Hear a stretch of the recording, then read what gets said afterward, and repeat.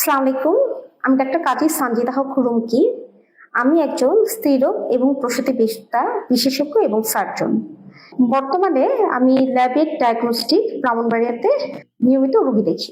আমি আমার কর্মস্থল এবং আমার প্রাইভেট প্র্যাকটিসে যে ধরনের রোগীগুলো সব ফেস করি, একদম শিশু থেকে শুরু করে বয়স্ক পর্যন্ত একদম ওয়াইড স্পেকট্রামের রোগী।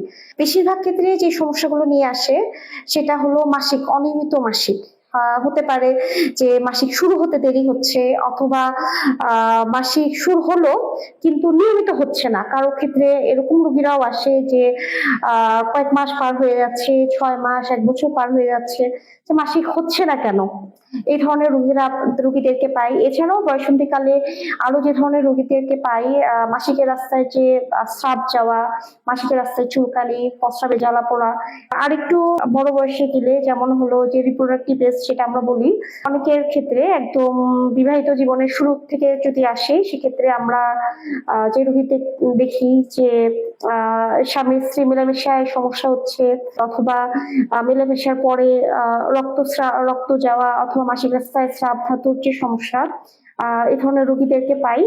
এরপরেও যে সমস্যাগুলো নিয়ে আসে প্রেগনেন্সি রিলেটেড, বাচ্চা হতে সময় নিচ্ছে, হতে সমস্যা হচ্ছে, হাজবেন্ড ওয়াইফ হয়তো চেষ্টা করছে, বাচ্চা হচ্ছে না। এছাড়া প্রেগনেন্সি যাদের হয়ে গেল একদম গর্ভাবস্থায় শুরু থেকে গর্ভাবস্থায় পুরাটা সময়ে বিভিন্ন রকমের যে সমস্যাগুলো নিয়ে মারা আসেন, সেগুলোর সমাধান আমি দেই। এছাড়াও এখানে দেখা যায় রক্ত শূন্যতা থাকে, তারপর বিভিন্ন রকমের শারীরিক সমস্যা থাকতে পারে।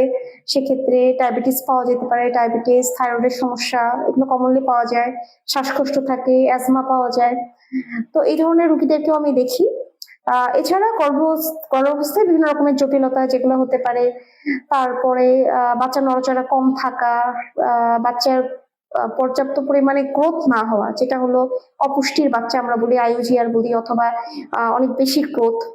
যেহেতু এক্ষেত্রে সুবিধা হয় যে আমি ডিএমইউ কোর্স করে এসেছি, যার কারণে আমার রোগীদের আলটা আমি নিজে করি।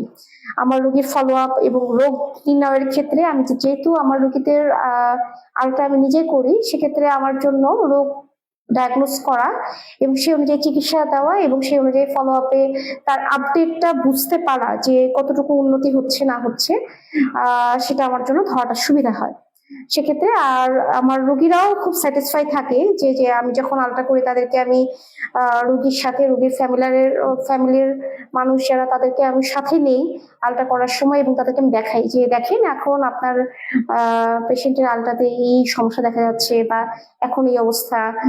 পরবর্তীতে যখন তারা ফিডব্যাকে পরবর্তীতে যখন আসেন, তখন আবার তাদেরকে বলে দিই যে এরকম ছিল, এখন দেখেন এরকম। তো ওনারাও সেক্ষেত্রে খুব স্যাটিসফাই থাকে যে তাদের রোগটা ঠিক মতো ধরা এবং তাদেরকে ফিডব্যাকটা পৌঁছে দেওয়া। তো আমি ব্রাহ্মণবাড়িয়া ল্যাবের ডায়াগনস্টিকে আছি। শনি থেকে বৃহস্পতি দুপুরের পর থেকে আমাকে রিচ করা সম্ভব। ধন্যবাদ।